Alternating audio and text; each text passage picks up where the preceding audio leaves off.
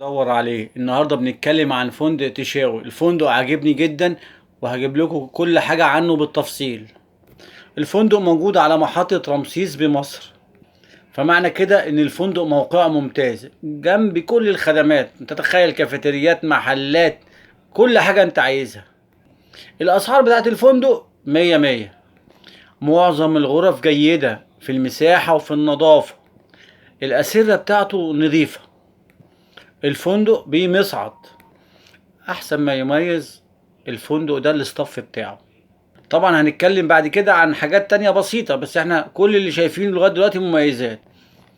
الأطعمة والمشروبات اللي هو الفطار ممتاز جيد جدا. في الأدوار العليا في كافيتيريا.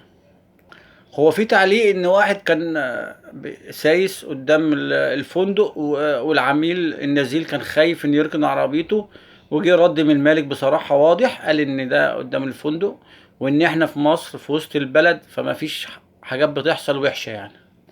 اللي حاجز قطار وعايز يقضي يومين حلوين قبل ما يسافر او بعد ما جه من السفر، اللي عنده مصلحة يومين في وسط البلد. في كل فيديو بقول لكم الفوط، حاجات الاستعمال الشخصي، المعاينة ان شاء الله تقعد ساعة تعاين عشان ما فيش حاجة اولا يتقال ان هي انت كسرتها، وثانيا عشان ما يبقاش في تكييف بايظ وتقعد تقول عايز اغير. فمن الاول قبل ما تستلم على تمضي على الاستلام تعاين الغرفة. وتالت حاجة بقولها في النصايح دايما وبعيدها، حاجاتك الغالية تفضل معاك. معظم الفنادق الهاوس كيبنج بيبقى معاهم مفتاح وموعدهم من الصبح لغاية الساعة 4. الغرف الداخلية بتاعت الفندق المنظر بتاعها بيطل على شارع ضيق، حارة ضيقة. فاللي يحب الهدوء، اللي يحب الشارع بره والفيو والزحمة والدوشة، فالغرف الأمامية تبقى أحسن. الأسانسير هما يمكن بيفكروا إنه يعملوه مفيش فيه أبواب داخلية عشان الأمان، عشان لو معاك طفل ولا حاجة تخلي بالك وانت طالع وانت نازل. النقطة بس اللي باخدها على الفندق ان في بعض العاملين مركزين على التبس شوية. بعض العاملين المفروض ادارة الفندق تبقى حازمة في اي شكوى، لان هي ما ينفعش فندق يبقى فيه مميزات ونضيع الحاجة الحلوة عشان شوية ملح. حاول تبعد عن الادوار الثامن والتاسع. مش يعني الاراء الناس، معظم الناس ان هم هيجددوه كده، لكن هو مش مريح للناس حاليا. ابعد عن الثامن والتاسع. الفندق مش مستوى رفاهية عالي، بس الموقع، النظافة، الاستاف، الاسعار، كلهم يعتبر في معادلة قريبة من بعض جدا.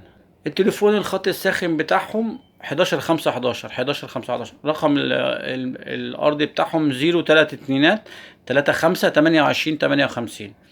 0 3 2 3 5 28 58. بالنسبة للأسعار تبقى عاملة على بوكينج 817 جنيه، أقل حاجة جبتها لكم. فالغرفة الدبل عاملة 817، في فطار وفي غروف كمان. كافيتيريا في الأدوار العليا جميلة. هي حتة بس التبس والأسانسير مفيش أبواب داخلية، يعني حاجات بسيطة أكيد ممكن يتدرجوها سهلة. لكن الفندق أقول لكم في أول تعليق هو ده اللي كنت بدور عليه. قناة مسك الخدمات الأفراد والتجار.